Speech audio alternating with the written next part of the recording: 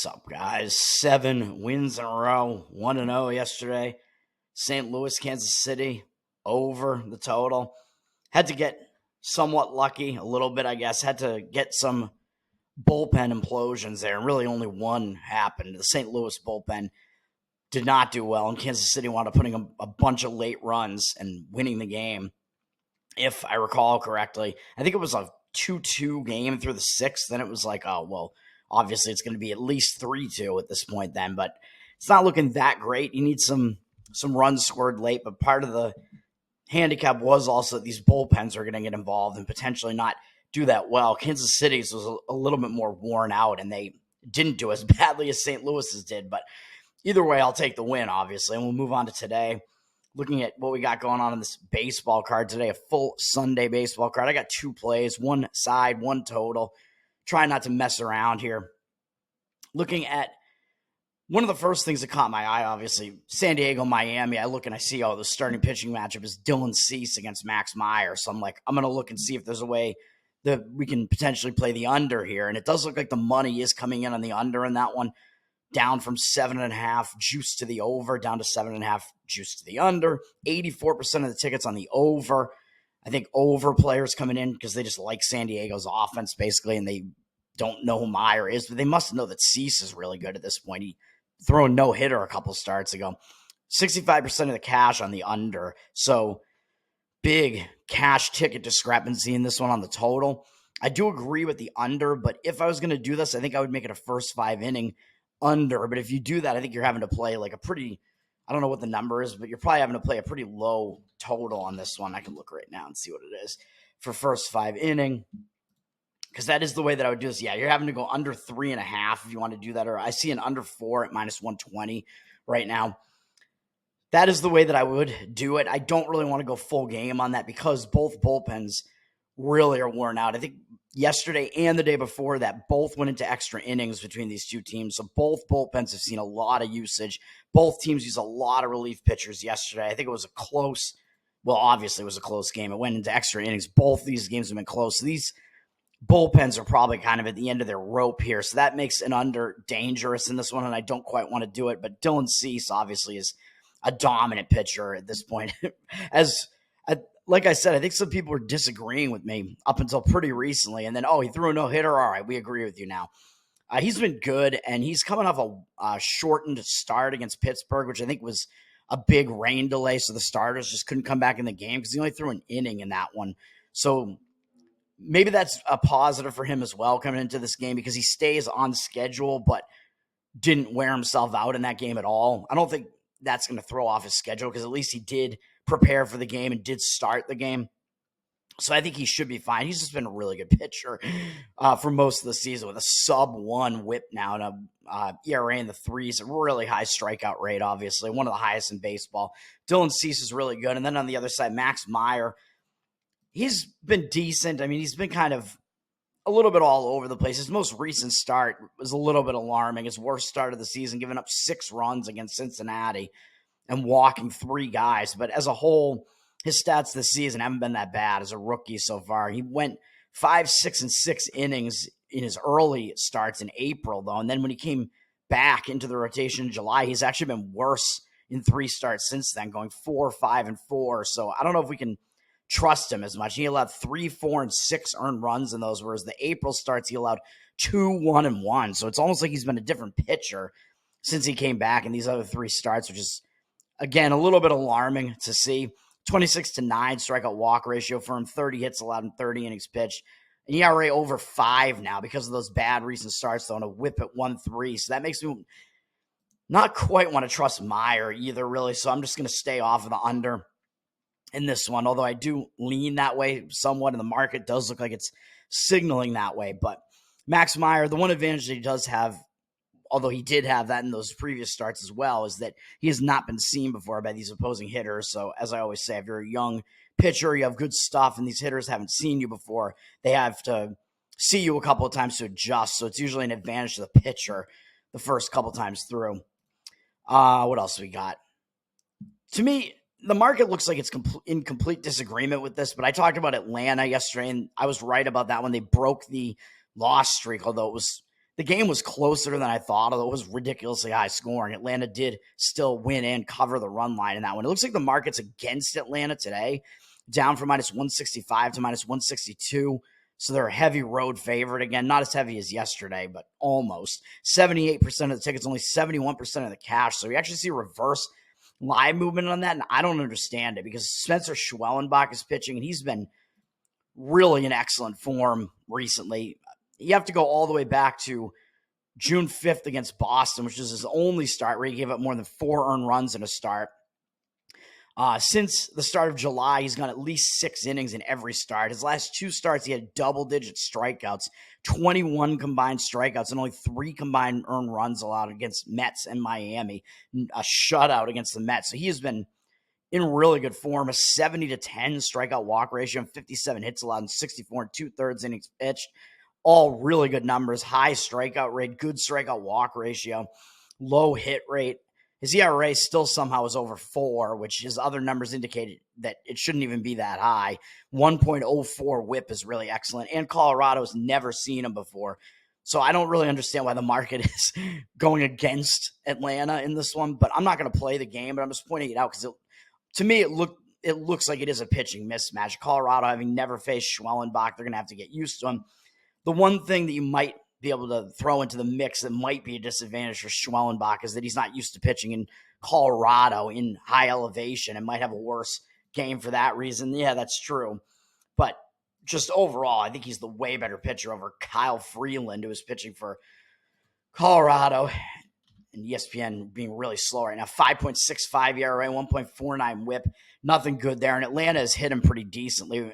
Over a course of 80 at-bats, they hit 287 off him with an 854 OPS. So Atlanta does have good offensive numbers against Kyle Freeland as well. So that's weird to see.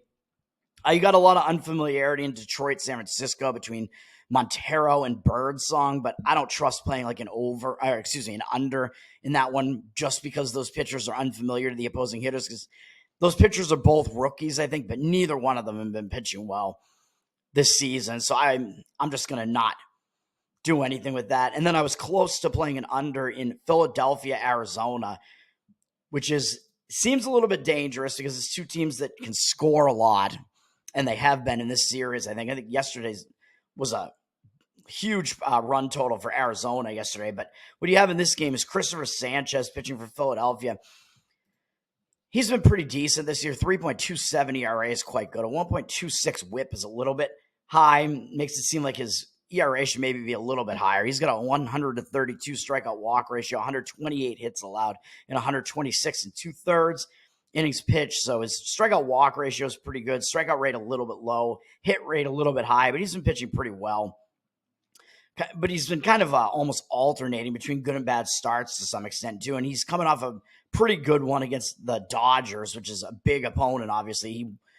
I believe he got a win in that game. They won the game. He only gave 1 earned run in 6 innings.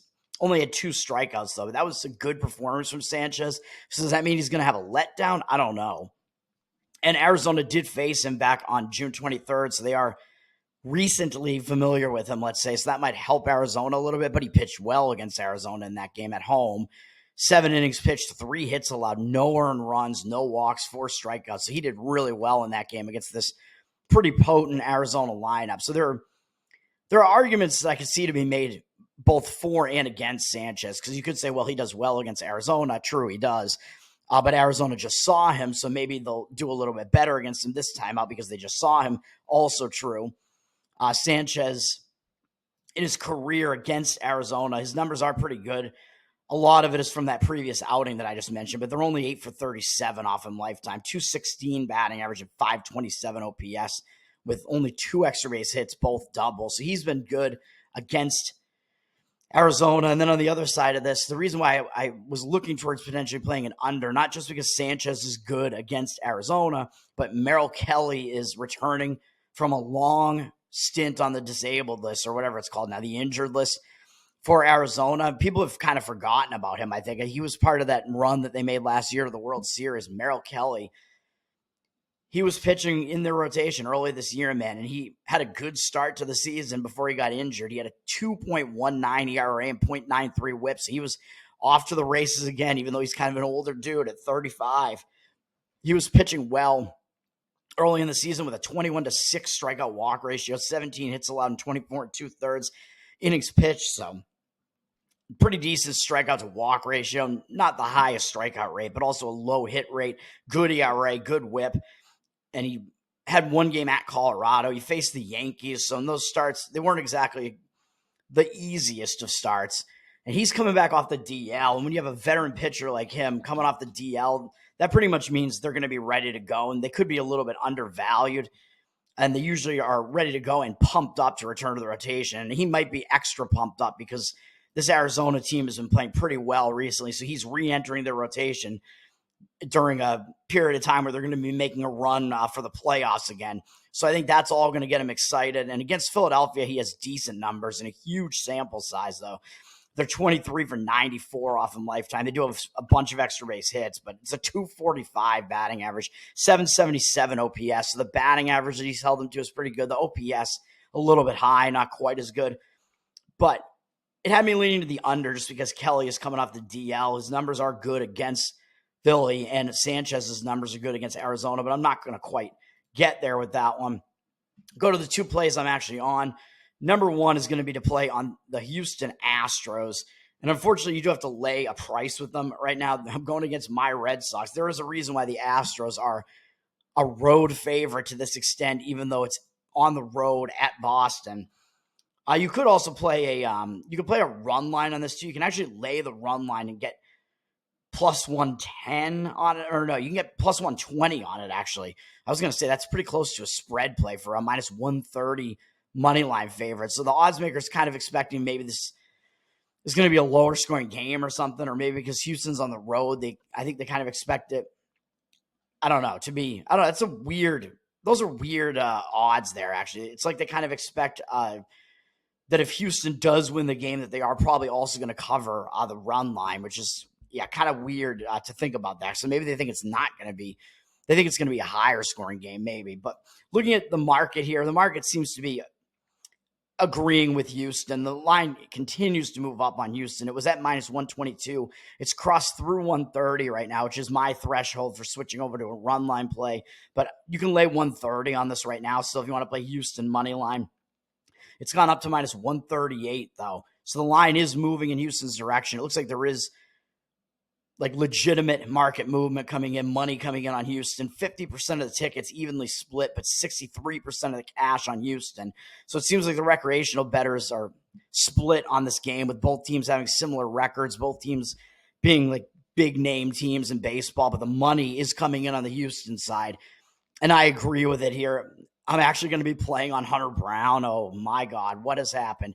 And the Red Sox are actually trying to avoid a sweep here against the Astros. So this has just been bad for the Red Sox, man. The pitching matchup has been bad for the Red Sox in every game in this series, and it's just not a good situation. I mentioned it yesterday, and Eric Getty had another really good start with another high strikeout total, 13 strikeouts.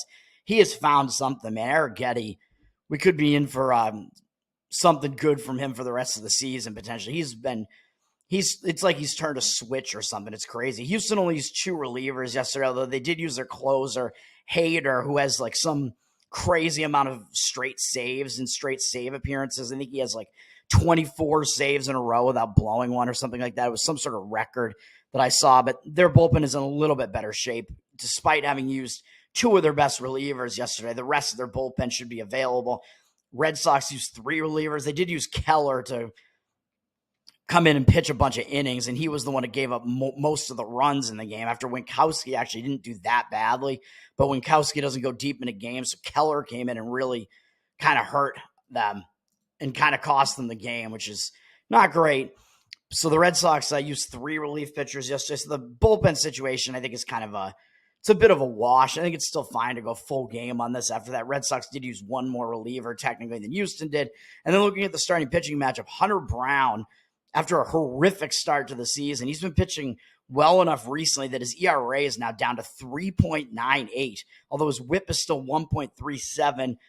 little bit cause for concern, but look at his overall stats this season. The walks are really the problem, and the rest of his stats look pretty good. High strikeout rate, 130 strikeouts and 46 walks, and even that's not that bad of a strikeout walk ratio because the strikeout rate is so high. 15 home runs allowed isn't that great. He's allowed 121 hits in 122 innings, so he's now allowed fewer than one hit per inning, so that's pretty good too. I mean, he was getting shaken up. He had one start against Kansas City where he allowed 9 runs and 11 hits in 2/3 of an inning. So that was really skewing his results too. And if you ignore April where he had that game and he gave up 5 and 6 earned runs in a couple of other starts, he's only had one game since the end of April where he's allowed more than 4 earned runs in a game. And he's allowed fewer than 4 in all but 2 starts. So he has actually been deceptively good, even though his walk rate is high. His strikeout walk rate is good because his strikeout rate is really high. Like I said, his hit rate pretty low. He's coming off another decent start against Texas where he went 6 innings. He's gone exactly 6 innings in 6 of his last 7 starts and went 5 2/3 in the other one in a start where he didn't do as well against Pittsburgh, but he did have an 8-2 strikeout walk ratio in that one too. So last couple of months, he has actually been good. Month of June, 36-8 strikeout walk ratio. Month of July, 37-12. Kind of too many walks, but still not that horrible. Decent strikeout rate. His month of June was actually really good. And now he's coming in and he's facing the Red Sox, and the Red Sox have essentially never seen him before. However, that may be the case. I think Brown might have been a rookie last year. He's 25 years old now, and just the Red Sox never faced him. Only Dominic Smith has ever faced him, and he's 1 for 3 off him with a single. So not really much you can take away from that. What you can say is that there is the unfamiliarity aspect coming in here where the Red Sox have never seen Hunter Brown before, so except for Smith. So Brown should have the edge there the first couple times through the lineup, especially as a guy who can strike a lot of guys out and fool a lot of guys. Could have the advantage the first couple times through the lineup against the Red Sox. So I like that for Hunter Brown. And then the other side, I mean, come on. James Paxton is pitching for the Red Sox. They went out and they got him back at the trade deadline, even though he sucked when he was on the Red Sox before. This guy has sucked for like almost a decade at this point, man. I mean, am I biased? Maybe, because I don't like the fact that the Red Sox went out and got him back. There's no reason to do that. Oh, let's fill a void in our rotation. Okay, with a pitcher who's probably going to be worse than like whoever else you could just fill in for like for less of a price probably, because James Paxton just carries the name recognition with him because he had some decent seasons way back in the day with Seattle. Now he's 35 and he's been horrendous for years at this point, man. And he's not doing well this year either. 4.42 ERA, 1.43 whip. That whip indicates that his ERA should probably even be higher. His strikeout walk ratio is 73-50. I mean, come on, man. 50 walks in 99 2/3 innings pitched. He's only allowed 93 hits. His whip is still that high despite allowing fewer than 1 hit per inning because he's allowed 50 walks and he's not striking guys out. 73 walks. That strikeout walk ratio is unbelievably bad. The strikeout walk ratio in the month of April was inverted. He had more walks than strikeouts in the month of April. It's just completely insane, dude. And since he's been on the Red Sox, he had one bad start against Seattle, who isn't a very good hitting team, really. He had a 5.1 strikeout walk ratio somehow in that one. He has a 9.2 strikeout walk ratio since rejoining the Red Sox. But he had one bad start, like I said, against Seattle, 4 1/3, 6 runs allowed, only 3 earned, though. But still, he was giving it up, putting a bunch of guys on base. And then he actually had a good start against Kansas City with a 4-1 strikeout walk ratio, 6 innings, 2 earned runs, 5 hits allowed. But I'm kind of expecting him to kind of fall back to where he was before, man. Like before the Red Sox got, even including that start with the Red Sox, he went 5 starts in a row where he went at most 5 innings, 6 starts in a row, actually, at most 5 innings. He just doesn't have it anymore. He doesn't have the ability to go deep into games anymore. He doesn't have the control, doesn't have the ability to strike guys out. And Houston, we have a big sample size, even though it's all kind of condensed to Houston's like most veteran hitters and some of their best hitters. So some guys on Houston haven't seen him before, but this is like the majority of their lineup has seen him before, and they've faced him a lot. 100 at-bats worth. Houston is 32 for 100 off him with 5 doubles, 4 home runs, 12 RBIs, 18-11 strikeout walk ratio, 320 batting average, and 877 OPS. So Paxton has been struggling for years at this point, struggling this year as well, and his numbers against Houston are really bad. He's just really bad. So that is the handicap there. That's the handicap. Paxton sucks. Houston, money line, minus 130. And then the total that I mentioned that I'm going to be on is another game where I'm looking to the under, and I am going to play the under in this one. And it does look like the market is in agreement with this one. It's Cleveland, Minnesota. I think the starting pitching matchup looks good for this, for the under. The line has gone down from 8.5 to 8. You can still get under 8 right now at like a reduced price. I think minus 105 or something around there. 68% of the tickets coming in on the over because the public kind of knows both of these teams have been teams that could score, Cleveland and Minnesota, surprisingly Minnesota. But 51% of the cash is actually on the under. So we are seeing a bit of a pros versus Joes type of disparity here with the money seemingly coming in on the under here, even though the tickets are coming in on the over. I'm agreeing with the under here. Yesterday we had a low-scoring game, yeah, so is that skewing the total a little bit? I don't know, maybe. This has been a fairly low-scoring series, really. A 4-2 win for Minnesota, 6-3 win for Minnesota, and then 2-1 win for Cleveland yesterday.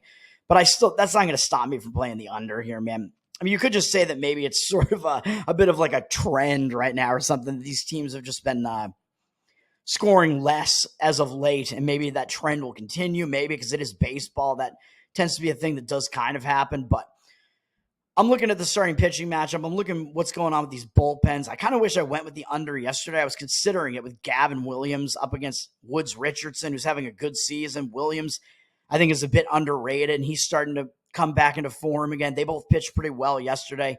Cleveland used 3 of their relievers, although granted they were their best 3 relievers, including their closer, Clace.